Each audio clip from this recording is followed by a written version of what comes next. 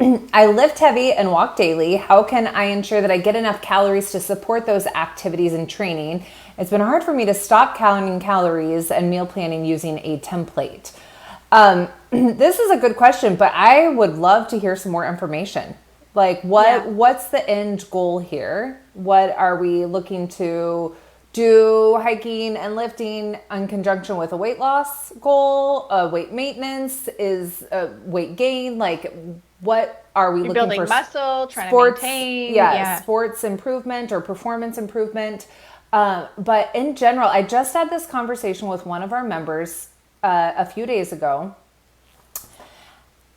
She was, excuse me, she was using, logging her food to get some awareness around how much protein she was eating on a daily basis. In doing so, she started to be curious if she was even eating enough food. And I had her like pause for a minute and like zoom out here. How would you know if you're getting enough food, or if you're getting too little or you're getting too much? What would you notice? And she said, well, if I'm not getting enough food, my weight would probably decline rapidly.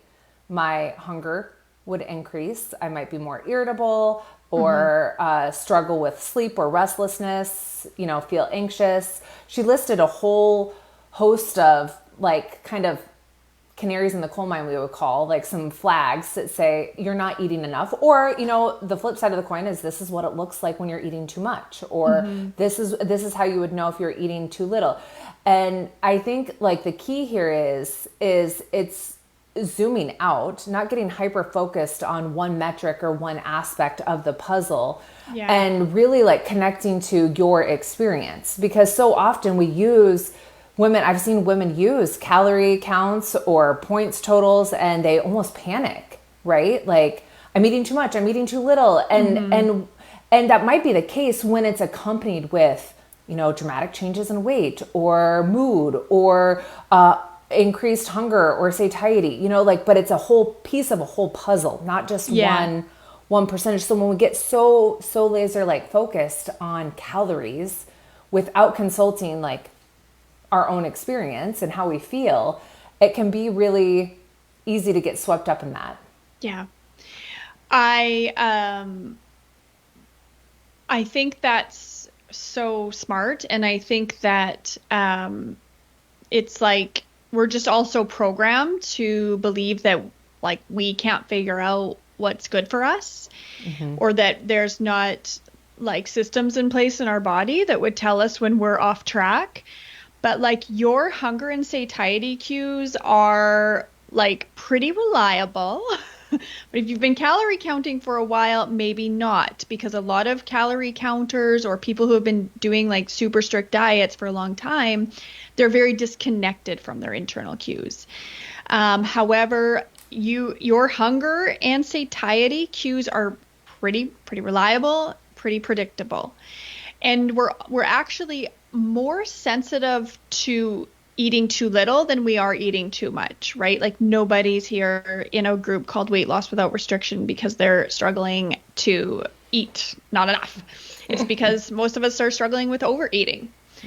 But our bodies are quite sensitive to undereating. And so and that's actually what makes weight loss hard. And that's actually what drives so much rebound eating and, weight loss and weight regain. Like it's that we just have systems in place to keep us from starving. So if you weren't eating enough, which I've seen it's just very rare. If you aren't eating enough, you'll start losing weight pretty quickly. Yeah. Or, she might also notice that her performance in the gym or her walks, she's having trouble producing the same output, lifting the same weights, or finishing energy, the walk. Yeah. Energy levels, hunger, cravings, all also very reliable. Yeah. But again, I would say it's usually like a combination of experiences. I'm noticing this, I'm noticing this, I'm noticing this. And all of this combined is leading me to believe maybe I'm not eating enough. Or like I said, maybe I'm eating too much. My weight is increasing. I'm feeling sluggish. I'm spending more on food or eating out. The other thing is that our calorie counters, when they come into our program, and the goal is to not be calorie counting anymore, it is, hey, you know what? Like, I know you calorie count and I know your macro count, and that's the way that you have learned to control your eating. But there are habits behind everything that you do. So, like, what is what are these numbers showing you? What are the behaviors behind those numbers? And what if you just concentrated on those behaviors? We also have a podcast called How to Stop Calorie or Macro Counting Without Losing Control. And this person doesn't sound like she's worried about losing control. However, some of the tips that we give in that podcast would be really helpful here too. Yeah.